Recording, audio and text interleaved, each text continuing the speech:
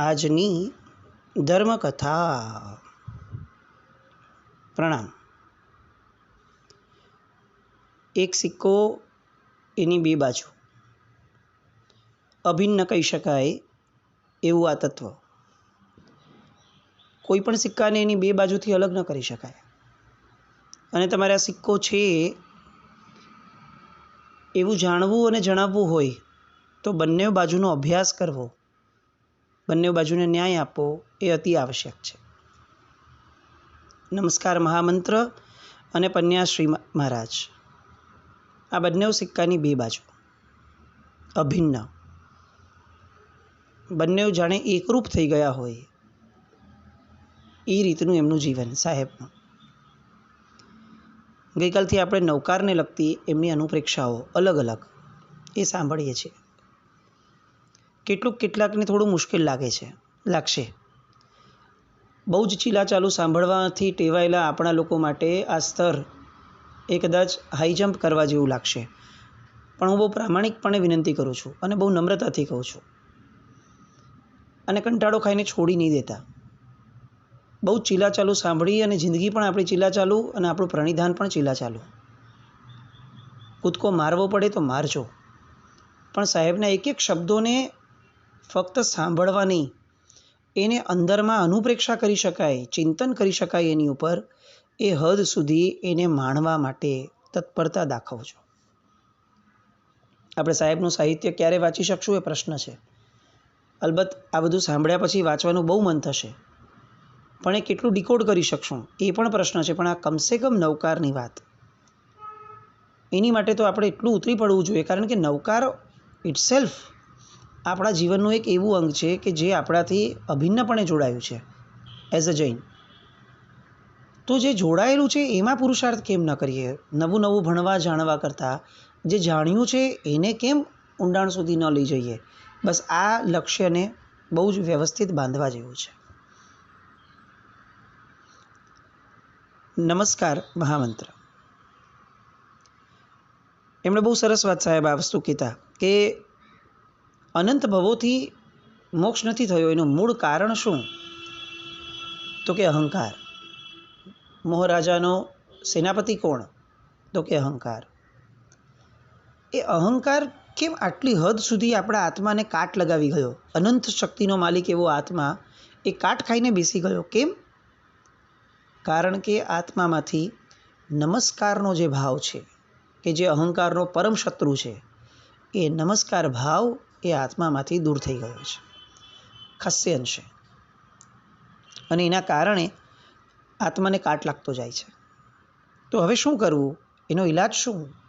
મોટી વાતોની ક્રિયાથી શું? જે આપણને ભાષા સમજાય છે એ ભાષામાં સાહેબ જવાબ આપતા કે જો એ કાટને દૂર કરવો હોય ને, અહંકારના કાટને, તો પછી એને દૂર કરવા દાન, શીલ, તપ અને ભાવ, આ 4 પ્રકારના ધર્મ એ આ કાટની અંદર તેલ પૂરવા જેવા છે. પણ આ દાનશીલ તપ ભાવ કેવા હોવા જોઈએ? બહુ જ મહત્વનો ભાવ. શબ્દની વ્યાખ્યા પ્રમાણે નહીં જવાનું. આપણે અત્યારે જે સમજીએ છીએ કે પૈસા આપવા એટલે દાન, આ નહીં જ. સાહેબ બહુ સખતપણે આ વસ્તુનો વિરોધ નોંધાવતા કે આ આટલી ચીલાચાલુ વ્યાખ્યાઓમાં આપણે આપણા ધર્મને ન મૂલવી શકીએ. મોક્ષ માર્ગ છે. અનંતકાળમાં જે નથી થયું એ પરાક્રમ કરવાનું છે. એ સામાન્ય ન હોય, એ અસામાન્ય જ હોય. તો આપણો એક પણ ધર્મ સામાન્ય ન હોઈ શકે. તો અસામાન્ય દાન એટલે શું? અસામાન્ય શીલ એટલે શું? સાહેબ હવે એની વાત કરે છે. જે દાન વડે ફક્ત ધન ન છૂટે, ધનનો મોહ છૂટે, તે દાન. જે શીલ વડે ફક્ત બ્રહ્મચર્ય પડાયું એવું નહીં, વિષયોનો પણ મોહ છૂટે, આંતરિક મૂર્છા છૂટે, તે શીલ. જે તપ વડે શરીરનો મોહ છૂટે, તે તપ. 1-2 દિવસ કે 30-50 દિવસ સુધી ઉપવાસ થઈ જાય એ તપ નહીં. શરીરનો મોહ છૂટો પડે એ તપ. અને મનનો મોહ છૂટે તે ભાવ. જ્ઞાન, દર્શન ને ચારિત્રની આરાધના એ આ બધાનું અમોઘ સાધન. આ દાનશીલ તપ ભાવને સાધવાના અમુક સાધનરૂપ આ 3 તત્વો. પણ એનું આશય શું, એનું લક્ષ્ય શું, એ સાહેબ હવે વાત કરે છે. જ્ઞાન શા માટે ભણવું જોઈએ? એટલા માટે નહીં કે આપણે વિદ્વાન બનીએ, એટલા માટે નહીં કે આપણને 2-5 પ્રતિક્રમણ આવડી જાય અને આપણે આરાધના કરી શકીએ, ક્રિયા કરી શકીએ. આ નહીં. એનું અંતિમ લક્ષ્ય એ હોય કે મારામાં સ્વ અને પર સાથે કેવી રીતે વ્યવહાર કરવો, એનો વિવેક પ્રગટે, એ જ્ઞાન.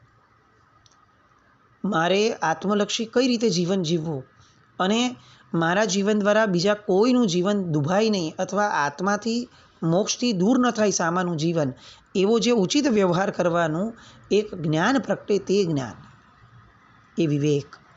ક્યારે શું કરવું તેનો વિવેક, ક્યારે શું વિચારવું તેનો વિવેક, એ વિવેક માટે જ્ઞાન ભણવાનું છે. એટલે જ્યારે જ્યારે જ્ઞાન ભણીએ ત્યારે ત્યારે વિચારીએ કે આના દ્વારા મેં આ વિવેક મેળવ્યો તો મારું જ્ઞાન સાર્થક, ન મેળવ્યો તો મારું જ્ઞાન હજી પણ ઊંડાણમાં જવા લાયક છે. દર્શન શા માટે? તો કે દર્શન એ સ્વની રુચિ કેળવવા માટે છે. આપણે ત્યાં દર્શનની બહુ જ સ્થૂળ વ્યાખ્યા થઈ ગઈ કે દર્શન એટલે દેરાસર. આમ આપણે સિદ્ધચક્રજી પણ આલેખ્યા હોય તો દર્શનની જગ્યાએ આપણે દેરાસર બનાવતા હોઈએ. દર્શન એ દેરાસર નથી, દર્શન એ જિનાલય નથી. દર્શન એ જિનાલયમાં બિરાજમાન પ્રભુ, એમના દર્શન દ્વારા આ હું જ છું અને હું આવો જ છું એવી પોતાની માટેની રુચિ પ્રગટાવવી, તે દર્શન છે. જિનાલય જઈને કામ પૂરું નથી થતું, જિનાલય જઈને કામ શરૂ થાય છે. આ જિનાલય ગયા અને આ ભગવાનના દર્શન કર્યા અને એમની અષ્ટપ્રકારી અથવા ઉત્તમ દ્રવ્યોથી આરાધના કરી, આ બધું સાધન, આ લક્ષ્ય નથી. લક્ષ્ય તો આ બધું જ કરવા દ્વારા, કરતી વખતે, કર્યા પછી, કરતા પૂર્વે મારે આવા બનવું છે એવી વિચારણા, અને હું આવો કઈ રીતે બની શકું એના રસ્તાઓ, સતત એનું ચિંતન મનન થાય, એ દર્શન. તો ચારિત્ર એટલે શું? તો કે સ્વમાં સ્થિર થવું, તે ચારિત્ર. હવે મારે બીજું કંઈ જ મેળવવું નથી, તે ચારિત્ર. હવે એક પણ વસ્તુમાં મને રસ નથી મારા સિવાયની, એ ચારિત્ર. જાણ ચારિત્ર તે આત્મા, નિજ સ્વભાવમાં રમતો રહે. પોતાના સ્વભાવમાં રમવું, તે જ ચારિત્ર. એ બહારથી કદાચ રજોહરણ અથવા ચરોડાથી ઓળખાતું હશે, પણ મોક્ષ માર્ગમાં તો સ્વરમણતા, પોતાનામાં સ્થિરતા, એ જ ચારિત્ર. અને તપ શેની માટે? તો કે પરાક્રમ કરવાની આદત પડે ને એટલા માટે તપ. આજે બહારથી જમવાનું બંધ કર્યું છે તો એ આજના દિવસની અંદરમાં સતત અંદરમાં હું એ મારું વીર્ય ફોરવાવું, મારું સત્વ ફોરવાવું કે આજે બહારથી એક દિવસ માટે ભૂખ્યો રહ્યો છે, પણ તું એવી સ્થિતિને પામ કે અનંત કાળ સુધી ભૂખ્યો રહે, કારણ કે તને શરીર જ ન મળે. આવી વિચારણાઓ, એ તપ. અને આ બધું પુરુષાર્થના માર્ગે આગળ વધતા જ થશે.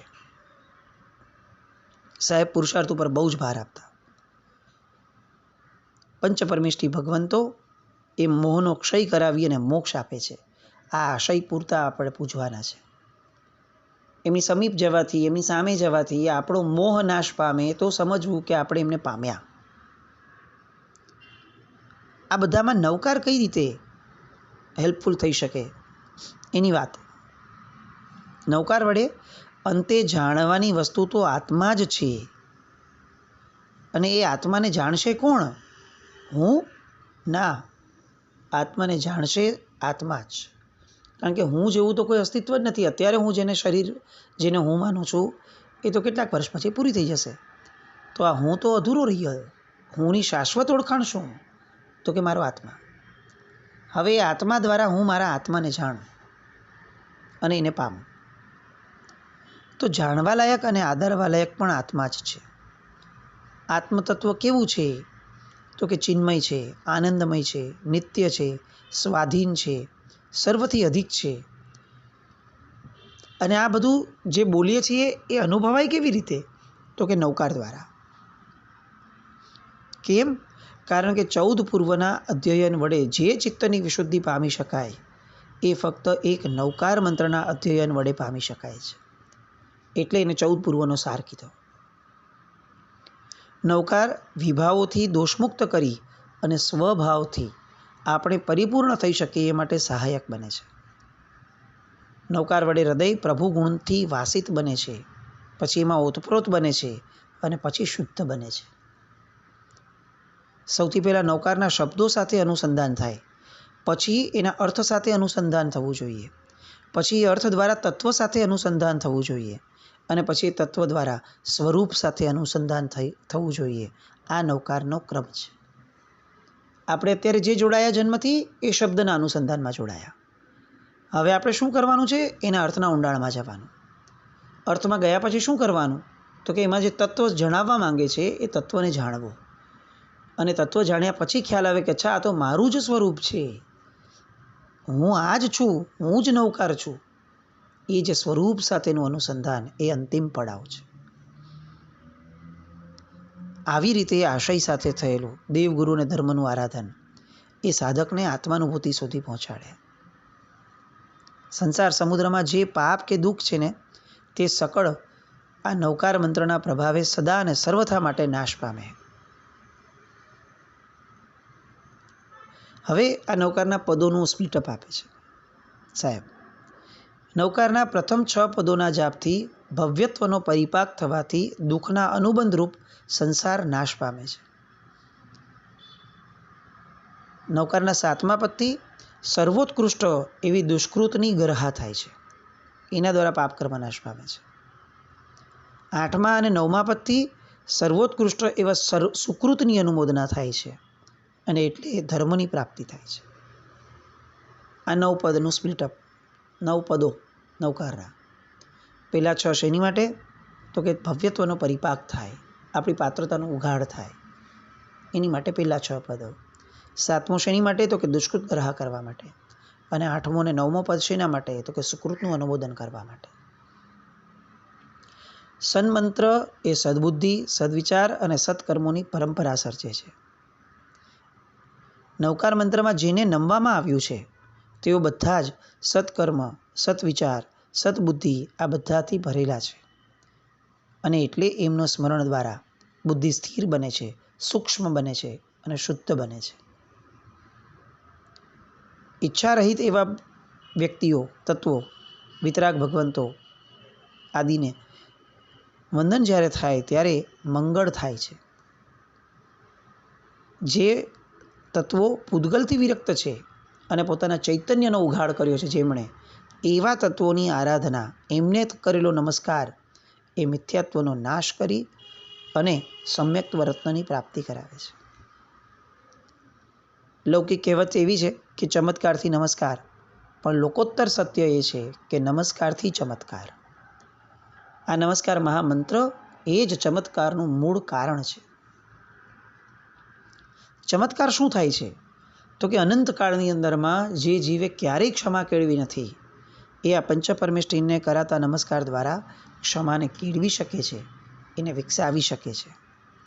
અદ્વેષ અને અખેદ આ બધું જ પ્રગટાવી અને સિદ્ધિ પ્રાપ્ત કરાવી શકે છે. હવે બીજો એક આયામ, બહુ જ અવનવા આયામો છે. બહુ શાંત ચિત્તે આ બધી વાતોને સાંભળવા જેવી છે, 2-3 વાર કમસે કમ. હવે સાહેબ કહે છે કે આ નમો નામનું જે પદ છે એની અંદર 6 અભ્યંતર તપ પણ આવી ગયા. કઈ રીતે? 12 તપમાંના 6 અભ્યંતર તપ કઈ રીતે નમો શબ્દમાં આવ્યા? તો કે નમો જે છે ને એ પાપનું પ્રાયશ્ચિત છે, એટલે પ્રાયશ્ચિત નામનું તપ એ નમોમાં આવ્યું. આજ સુધી આપણા આત્માએ પરમાત્માની સંઘ, શાસ્ત્રો, કેવળ જ્ઞાની આ બધાની ધર્મની બહુ આશાધના કરી છે. એ આ નમો શબ્દ આવે ને એટલે એનું પ્રાયશ્ચિત થાય, એટલે પ્રાયશ્ચિત નામનું તપ એટલે નમો. પછી તો કે નમો પદ દ્વારા ગુણીજનોનો વિનય થાય છે. મુનિ ભગવંતો, ઉપાધ્યાય ભગવંતો, આચાર્ય ભગવંતો, સિદ્ધ ભગવંતો, આચાર્ય ભગવંતો આ બધાનો વિનય થાય છે. નમવું એટલે વિનય. તો કે બીજો અભ્યંતર તપ વિનય એ આ નમો શબ્દ દ્વારા આવે છે. પછી ત્રીજું તો કે સર્વોત્તમ 5 પાત્રો જે આ જગતના છે એમની ભાવ વૈયાવચ એ આ નમોપદ દ્વારા થાય. ભાવથી આપણે એમની સેવા કરવા માટે તત્પર બનીએ છીએ, એમના પ્રત્યે અપાર લાગણી જન્માવીએ છીએ, સદભાવ અહોભાવ કેળવાવીએ છીએ. એ અહોભાવ એ જ વયાવચ, કારણ કે અહોભાવ એ વયાવચનું બીજ છે.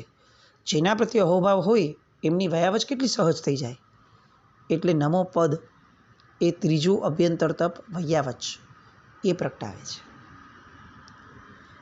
નમો પદની અંદરમાં વાંચના, પૃચ્છના, પરાવર્તના, અનુપ્રેક્ષા અને ધર્મકથા આ 5 પ્રકારના સ્વાધ્યાય એની અંદર આવી જાય છે. કઈ રીતે? તો કે જ્યારે જ્યારે આપણે પંચપરમેષ્ઠીના નામ લઈએ ત્યારે ત્યારે પ્રશ્ન થાય કે અરિહંત એટલે કોણ? એટલે આ મનની અંદરમાં રહેલી વાચના થઈ. પછી પ્રશ્ન થયો, કોઈકને કરવાનું થયું એટલે પૃચ્છના થઈ. પછી એમણે જવાબ આપ્યો એટલે એ જવાબને આપણે મનમાં ધાર્યો, અચ્છા અરિહંત એટલે આ, એ પરાવર્તના થઈ. એ પછીથી હવે આપણે આપણી મૌલિક વિચારણા તરફ આગળ વધ્યા. ઓહો, અરિહંત આવા છે, તો કેટલું અદ્ભુત સ્વરૂપ છે, એ વિચારણામાં આગળ વધવું, એ અનુપ્રેક્ષા થઈ. અને પછી આપણા આખા દિવસની અંદરમાં આપણને જે મળે એને આ જ કહેવું, અરે નવકારથી વિશેષ શું હોય જીવનમાં? આ ધર્મકથા. એટલે નવકાર એ વાચના, પૃચ્છના, પરાવર્તના, અનુપ્રેક્ષા અને ધર્મકથા રૂપ સ્વાધ્યાય નામનો તપ છે. અને પંચપરમેષ્ઠીના શુદ્ધ સ્વરૂપને જાણવા માટેની જે ઈચ્છા છે કે જેમાં એકાગ્ર ચિત્ત થવા માટેની અંદરમાં ઘીલછા જાગે છે કે હવે બીજો કોઈ વિચાર ન જોઈએ, ફક્ત નવકારમય મારે બનવું છે, એ ધ્યાન. આ રીતે અભ્યંતર તપ એ બધામાં પ્રાયશ્ચિત, વિનય, વયાવચ, સ્વાધ્યાય, ધ્યાન અને આ બધા દ્વારા આત્મ સ્વરૂપમાં રહેવાની જે એક તલબ જાગે છે, એ તલબ એ જ કાયોત્સર્ગ છે.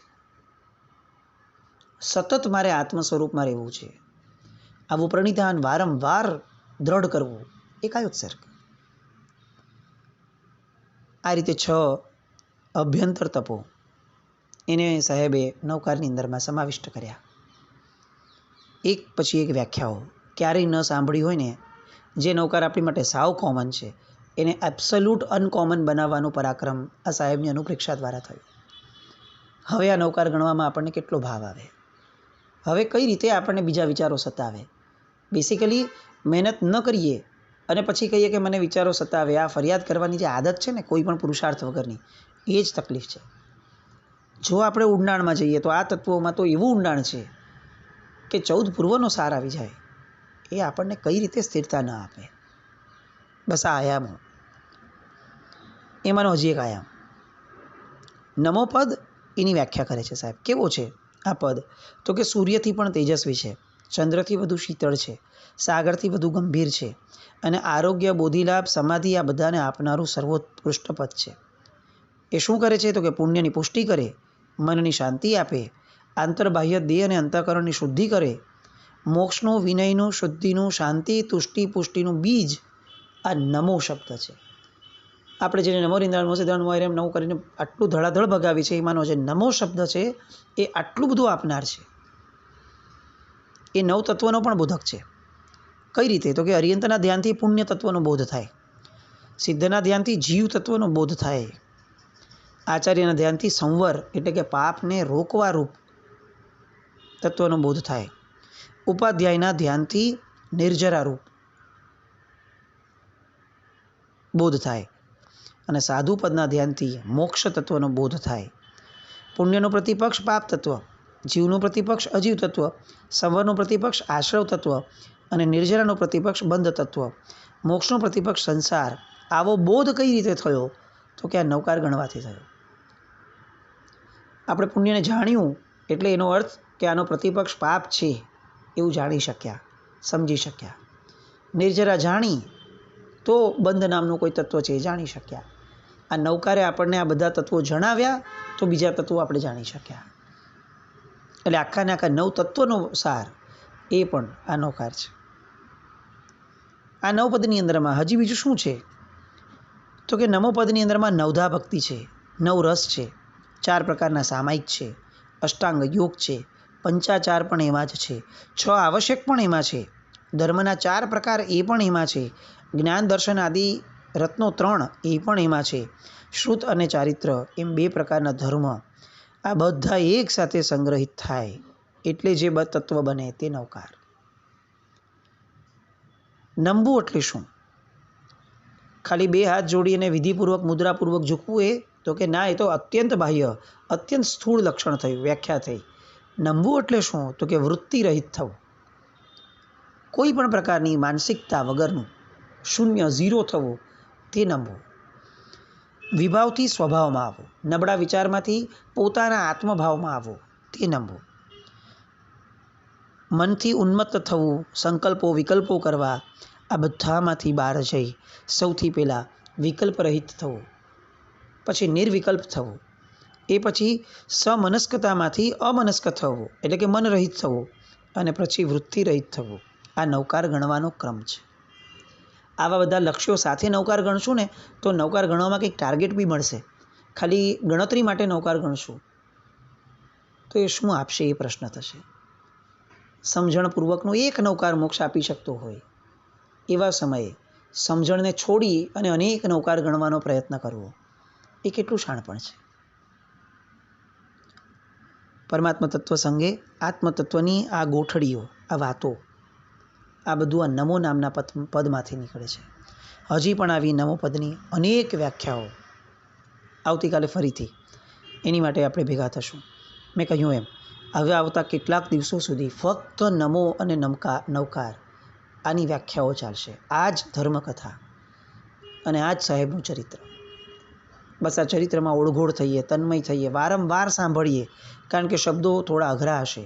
શબ્દો કદાચ સમજાઈ જશે, પણ એનો ઐદમપર્યાયી અર્થ, એનો તાત્પર્યાર્થ એ સાંભળવા અને સમજવા માટે વારંવાર સાંભળવા પડશે.